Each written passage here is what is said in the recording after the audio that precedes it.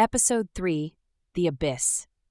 It was a Friday evening, and Jasmine was preparing for her shift at the local diner. The clatter of dishes and the hum of conversation filled the air, a stark contrast to the silence that often enveloped her home. She had taken the job to help support her sisters, but the long hours were exhausting.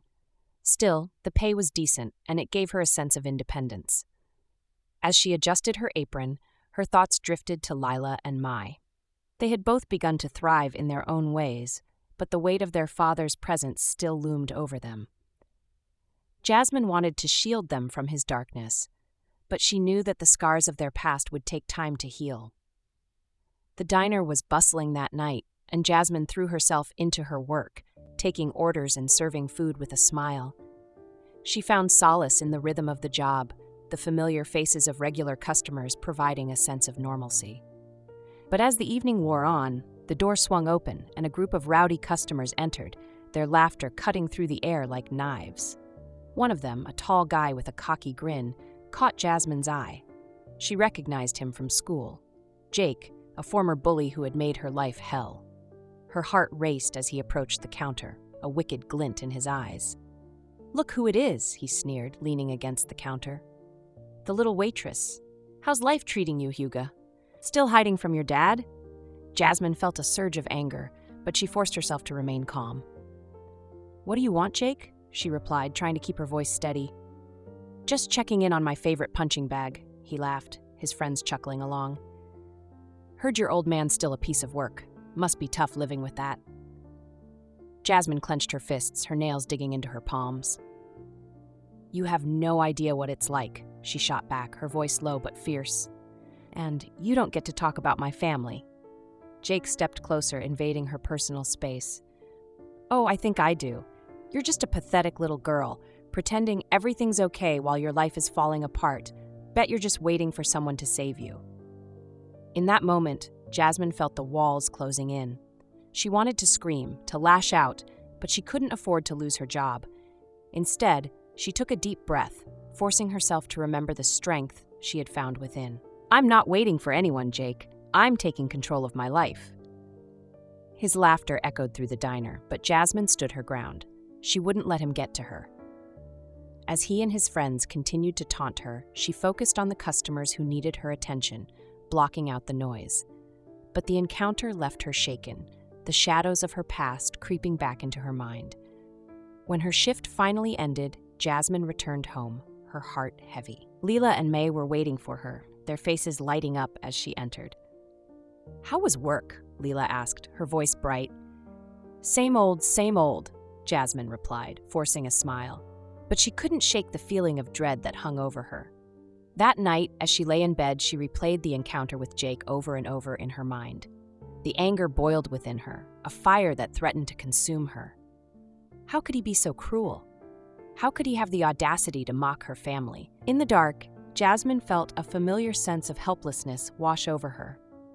She had fought so hard to reclaim her life, to break free from her father's grip, but the shadows of her past seemed to follow her relentlessly.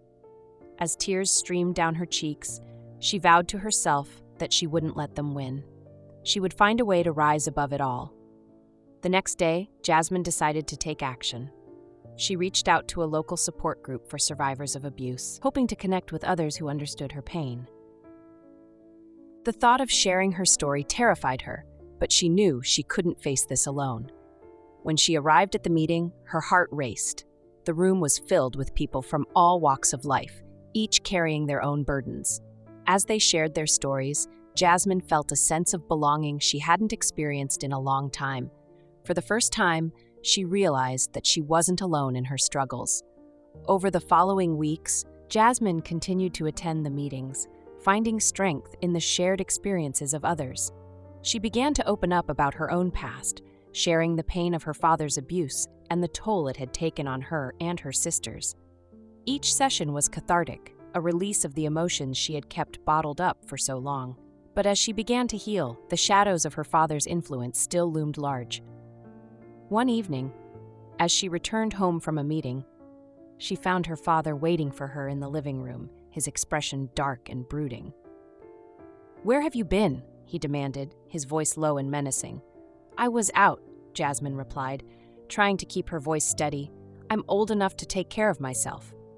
Don't get smart with me, he snapped, advancing toward her. You think you can just waltz in and out of this house like you own it? You're nothing without me.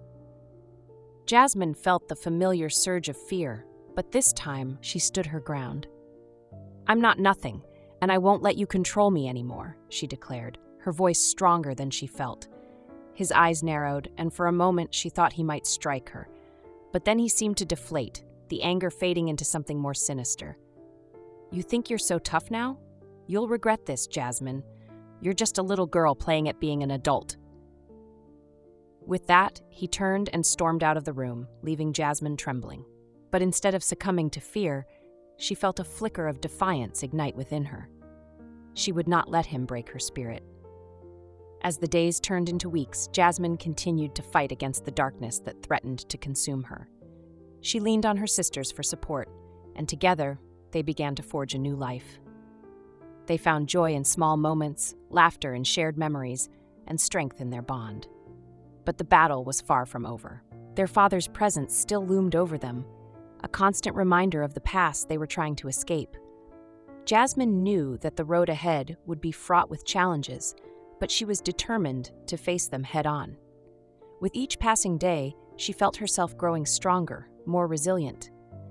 The shadows of her past would not define her, she would rise above them. And as she looked at her sisters, she knew that together they could conquer anything. The journey ahead would be difficult, but Jasmine was ready to fight for the life she deserved.